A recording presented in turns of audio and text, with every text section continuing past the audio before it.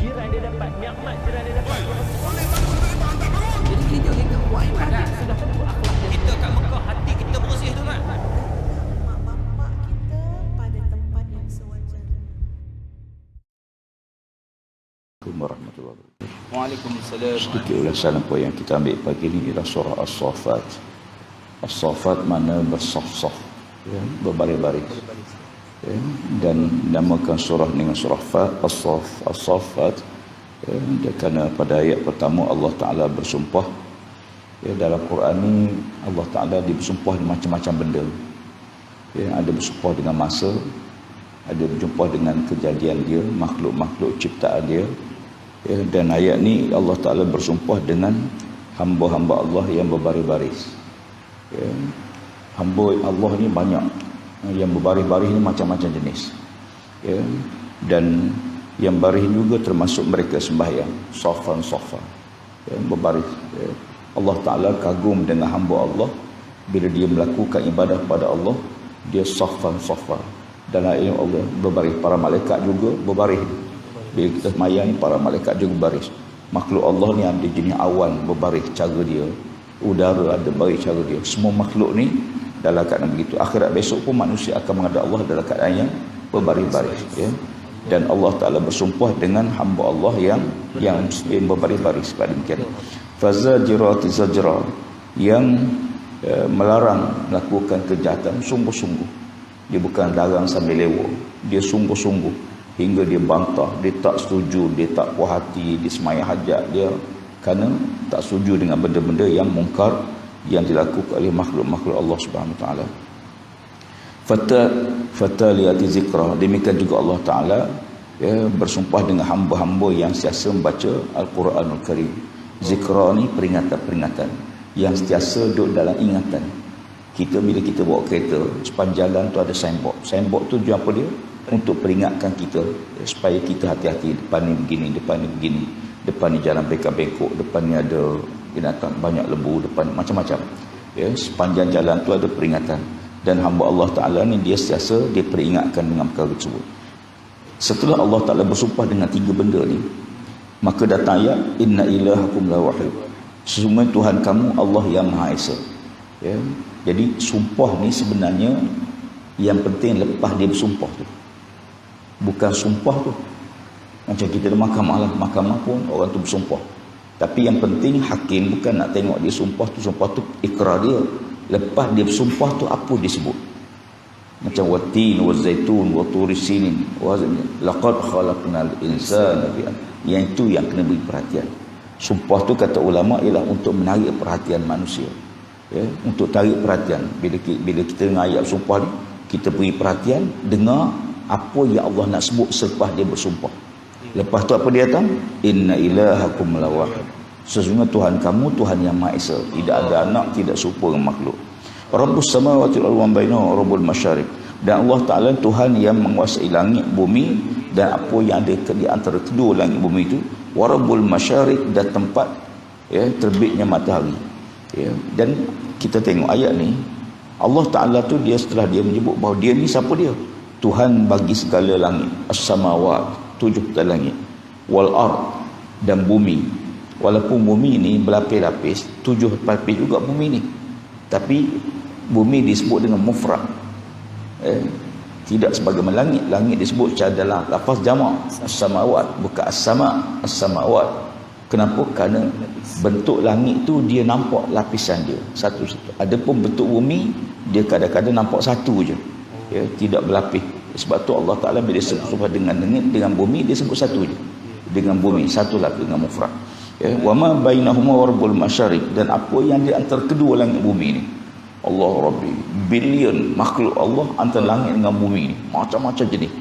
Dan wa rabbul masyariq, dan Allah bersumpah dengan Tuhan yang menerbitkan tempat matahari.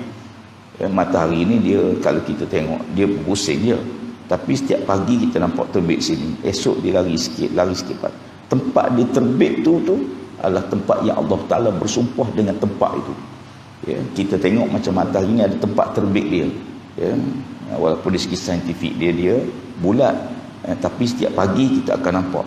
Dan manusia duduk di tepi laut, suka ambil gambar, tengok tempat-tempat. Waktu dia mula naik tu, cantik dia, bentuk dia, tiap-tiap hari tak sama, setiap hari tak sama, ya, keadaan dia terbit dan keadaan dia terbenam.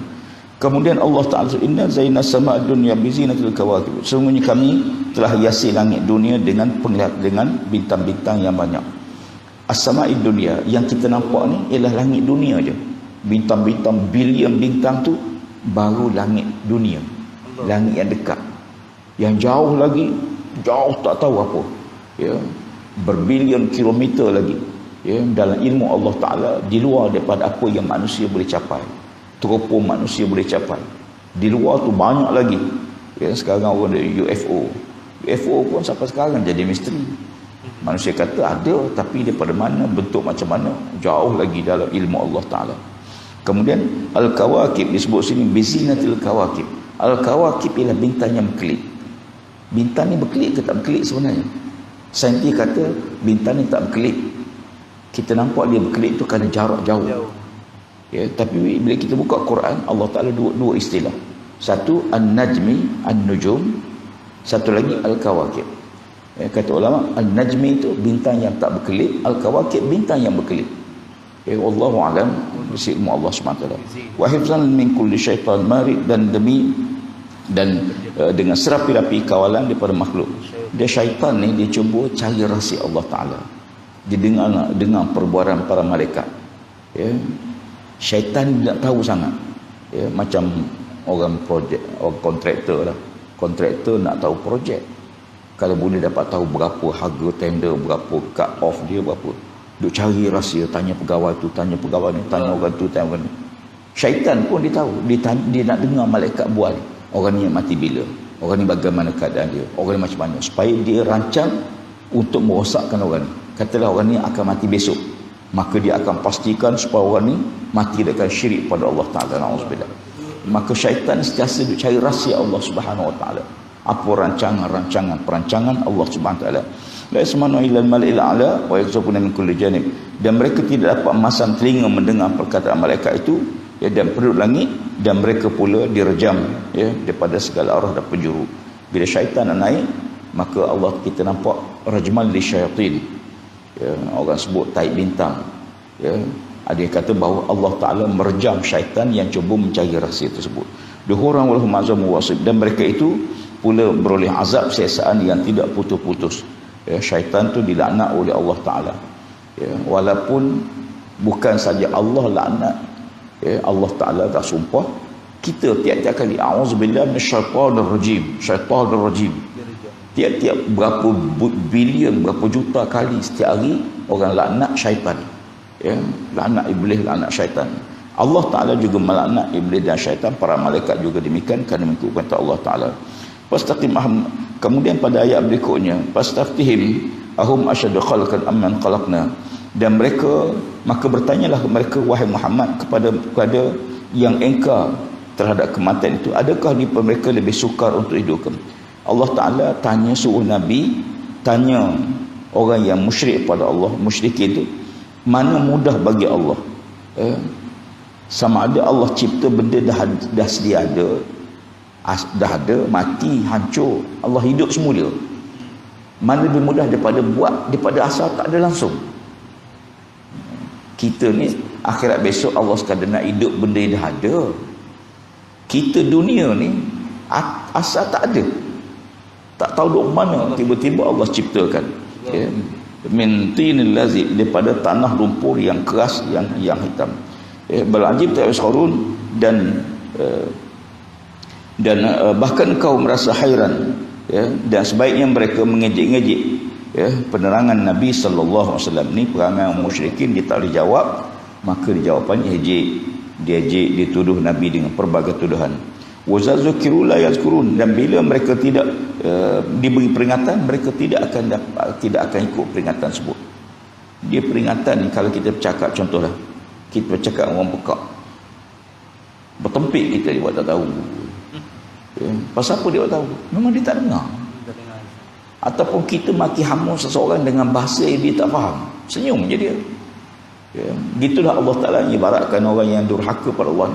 kamu peringatan ke marah buat apa pun, dia akan terus tidak akan dengar peringatan tersebut. Wa iza ra'u ayatan yastasirun, dan bila dibacakan pada mereka ayat Al-Quran Al-Karim, mereka mencari jalan untuk memperolok-olokkan. Dia dengar tu, ada orang kadang-kadang dia dengar tu, dia bukan ada pengajaran, dia cari kesalahan, ya, cari kesalahan, mana kesalahan, ya, maka dibesarkan pada pendapat dia satu kesalahan, itu dibesar-besarkan. Ya, kadang-kadang kita buat kuliah sejam lebih, dia ambil 2 minit je, tempat dia tak. Jadi puak-puak munafik zaman Nabi ataupun musyrikin, dia mari dengar, ya, sebab tu bila Nabi kata aku malam pergi Isra Mi'raj, oh dia nampak ini peluang untuk orang tak beriman dengan Nabi, ya, dia bukan nampak kebaikan, ya, jadi oleh kerana itu Allah Ta'ala sebut cerita bagaimana mereka ni akan sentiasa memperolok-olokkan Nabi SAW. Wa qalu in haza illa sihr, akhir dia kata ini tak lain hanyalah sihir, ya, sihir, ya, sebab tu jangan dengar Muhammad, nanti kamu terkena sihir.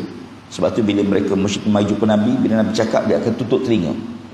Sejak Nabi Adam, Nabi Nuh lagi tutup telinga, tak nak dengar. Pasal apa? Kalau kamu dengar, kamu akan kena sihir dia. Maka orang yang beriman dengan Nabi itu dianggap orang yang terkena sihir. Abu Bakar dah terkena sihir, Umar dah terkena sihir, ya, itu tuduhan dia.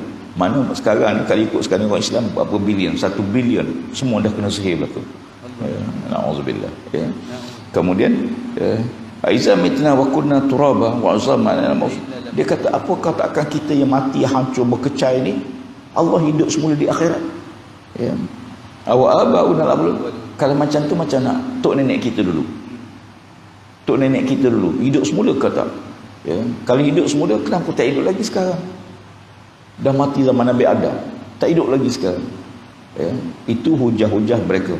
Hidup ni bukan sekarang, hidup ni akhirat besok, bukan dunia. Maka dia menolak Nabi, dia kata Muhammad baru lahir, ya. Sebelum Muhammad ni, sebelum tu macam mana, ya, tok nenek kita dulu. Qul na'am wa antum dakhirun, ya, jawab mereka, ya benar, ya benar, ya, ya, mereka semua akan bangkit dalam keadaan yang hina dina sebab mereka tidak beriman dengan nabi-nabi terdahulu. Fa inna mahizatun wahidah, dan bila dengar satu bunyi tepikan sengkakala, maka semua manusia akan dihancur oleh Allah Subhanahu wa taala. Wa qalu ya wailana hadza yaumuddin, bila bangkit di akhirat, dan cerita akhirat pada hujung ayat ni, dia kata celakalah kami, ya, celakalah kami. Sebab tu kata Sayyidina Ali, hidup ni seumpama orang sedang tidur. Bila kita mati, kita jaga daripada tidur kita. Sekarang ni macam tidur ni, kita macam mimpi pergi pejabat, mimpi tu, ya, mimpi bila mati saja, Allah, macam orang bangun tidur sedar amalan tak ada, semayang tak ada, ibadah tak ada, dosa banyak, minta, baru sedar. Tapi sedar tak boleh buat apa. Macam kita bangun tidur, jaga tu, ya, bila tidur mimpi, bila jaga habis dah mimpi tu. Allah kalau boleh sambung baliklah mimpi tu, kalau boleh nak mimpi, ya, begitulah kata Sayyidina Ali bin Abi Talib. Azamul fasli alladhi kuntum bihi tukazibun, inilah hari yang memutuskan hukum. Akhirat tu hari Allah Ta'ala putuskan hukum, orang ni masuk syurga, orang ni masuk neraka, dibalas oleh Allah Subhanahu wa taala apa yang mereka dustakan selama ni, ya. Wa syurul ladzina zalamu azwajuhum wa ma kanu ya'budun, dan himpunkanlah orang yang zalim itu dan orang yang keadaan seperti mereka dan benda-benda yang mereka sembah. Allah Ta'ala pada kata malaikat, himpunkan semua dia dan apa yang disembah, berhala-berhala, patung-patung. Berhala itu pun diazab, dimasukkan dalam neraka, ya. Bila Allah tak sebut api neraka daripada manusia dan batu-batu berhala, ya, yang disembah oleh manusia.